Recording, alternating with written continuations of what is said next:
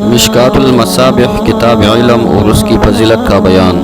حدیث نمبر 198 عن عبداللہ بن عمر رضی اللہ تعالی عنہ قال قال رسول اللہ صلی اللہ علیہ وسلم بلغوا عنی ولو آیة وحدثوا عن بنی اسرائیل ولا حرج ومن كذب علی متعمدا فلیتبوأ مقعده من النار۔ مشکات المصابیح کتاب علم اور اس کی فضیلت کا بیان۔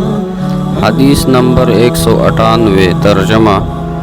عبداللہ ابن عمر رضی اللہ عنہ بیان کرتے ہیں رسول اللہ صلی اللہ علیہ وسلم نے فرمایا میری طرف سے پہنچا تو خواہ ایک آیت ہی ہو، بنی اسرائیل کے واقعات بیان کرو، اس میں کوئی حرج نہیں، اور جو شخص عمدن مجھ پر جھوٹ بولے وہ اپنا ٹھکانہ جہنم میں بنا لے۔